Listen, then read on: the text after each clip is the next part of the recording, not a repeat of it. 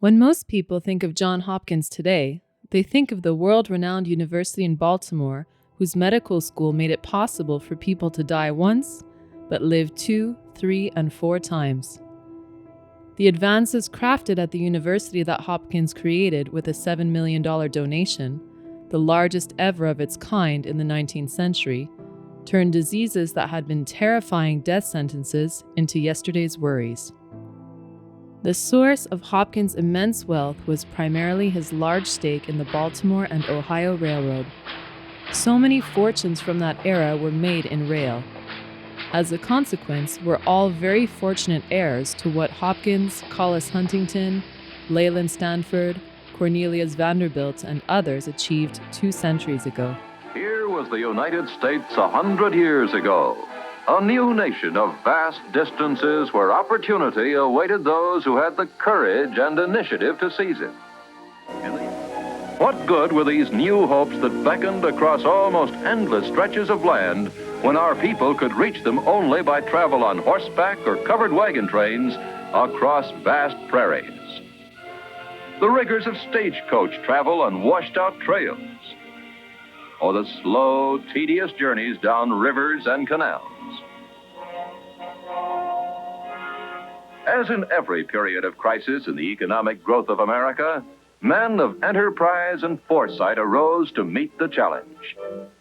They built the railroads, a new form of transportation that saw shining rails supplant the tortuous trails of the wagon train, and engines of steam carry people and goods on a silver highway that was destined to lead America to industrial greatness.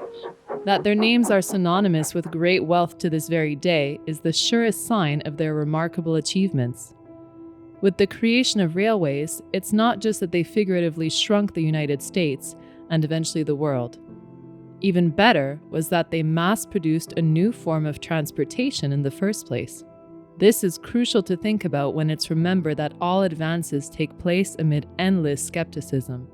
In other words, Silicon Valley is littered with investors who passed on Amazon, Apple, and Facebook.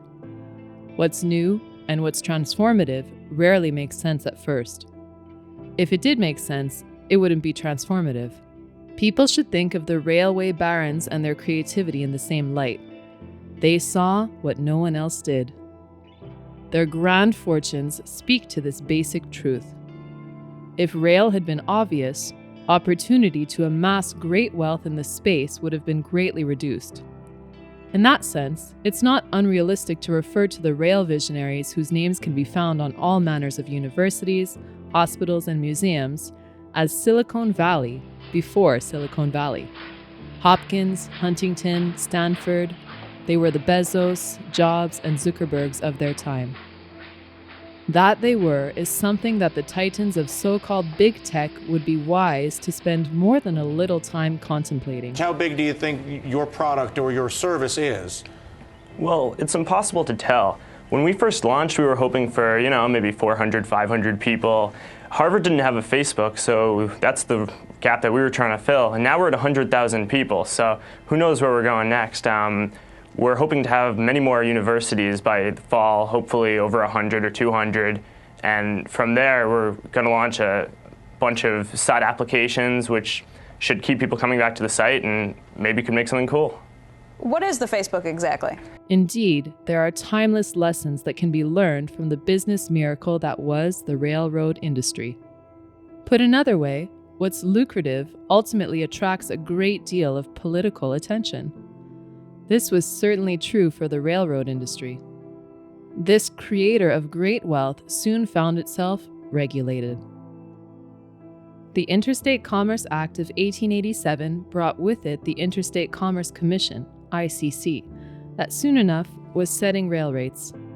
Notable here is that the barons of rail, seemingly worn down by the immense competition that was a consequence of their unexpected profits, welcomed the rate setting. If rates are legally controlled, so is outside competition. Translated for those who need it, rate setting, at least in the near term, protects the incumbent businesses at the expense of newcomers eager to knock them off their lofty perches. Of course, the problem with government intervention is that it's never light. Whereas private sector businesses are rewarded for doing much more with fewer labor inputs, government entities are rewarded and protected the more that they employ individuals, and without regard to the productivity or worth of those they employ. Basically, government bureaucracies, always in search of a greater purpose, find that purpose through more activity. The ICC figured out new ways to regulate the railroads. An ICC that began as a light touch rate setter was soon enough overseeing most every aspect of railroading, including customer service. Worse, it didn't stop there. We're being treated by government, national, state, and local, as though we still had a monopoly on transportation. Whereas, in fact, of course, we have very unfair competition. And to make matters worse, while the railroads are being hog-tied, our competitors are being pampered. Never forget that government is constrained by the known, while entrepreneurs are by their very name working feverishly to rush a very different commercial future into the present. Government commerce is all about recreating what already exists. In short, the government that started out by setting certain railway fares was soon enough in the businesses of railroads. The worry here is that history is repeating itself, albeit in the technology space. We presently have this rather amazing industry largely based in Northern California, and that is yet again rushing into the present what seemed unimaginable not too long ago. If anyone doubts this, just consider the smartphone you're likely watching this on.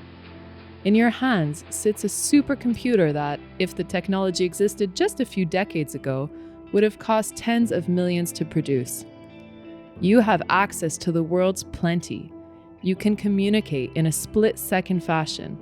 You can track your health, and you can conduct your job on the device that you hold in your hand. When he grows up, in fact, if we wanted to wait for the year 2001, he said he will have in his own house, not a computer as big as this, but at least a console through which he can talk to his friendly local computer and get all the information he needs for his everyday life, like his bank statements, his theater reservations, all the information you need in the course of living in a complex modern society. This will be in a compact form in his own house. He'll have a television screen like these here, and a keyboard, and he'll talk to the computer, get information from it, and he'll take it as much for granted as we take the telephone. Back to what's worrisome, it seems the visionary descendants of American ingenuity in the rail space are on the verge of erring in much the same way they did. Individuals like Mark Zuckerberg are casually saying they're cool with higher taxes, and worse, he's welcoming regulation into a sector that not too long ago was too outre to bother regulating. Zuckerberg is all too aware of how his Facebook vanquished former giants of the social media space like Friendster and MySpace, so maybe a little bit of regulation would do his creation good. Big tech seemingly also accepts or calls for regulation now for the same reasons that it was accepted in the late 19th century. While small in number, those bothered by great fortunes that are nearly always a consequence of brilliant innovation are able to generate a lot of political and media attention. Seemingly eager to quiet the ranting of these 21st century squeaky wheels in the way that robber barons were eager to quiet the ankle biters of their era, big tech accepts government interference as a way of restraining those eager to destroy them. They would be wise to rethink their strategy. Better yet, they would be wise to remind themselves why they became great in the first place. They did because they were relentless in their desire to change how we live, work, and socialize, but they were also desperate. And precisely because they were desperately creating an all-new future, their path to wealth was anything but smooth or certain. I believe that it's very easy to predict that there are going to be lots of successful companies born of the internet. They're going to have very large market caps and so on. I also believe that today, where we sit, it's very hard to predict who those companies are going to be. So, you can make bets on these things, and I think that Amazon.com, if we're not one of those important, lasting companies born of the internet, we will have nobody to blame but ourselves. And that Such is the beauty of the free marketplace. It forces creativity that regulated marketplaces do not. Regulated, protected marketplaces are ultimately yesterday's marketplaces, given the basic truth that what's protected from market realities is ultimately blind to them. Regulation and protection didn't save the railroad industry. Rather, it ensured its slow descent into second-class status. What's not fighting for its survival on a daily basis eventually becomes soft and dated. The U.S. railroad industry exists today, but few associate it with innovation. The innovators have migrated to greener pastures. Those pastures are largely on the West Coast and in the big tech sector. Here's hoping a desire for near-term comfort from competition, criticism, and the markets doesn't do to big tech what was done to big rail. Time will tell. But for now, it seems big tech is intent on traveling a path toward average that was first paved by the 19th century's most innovative minds.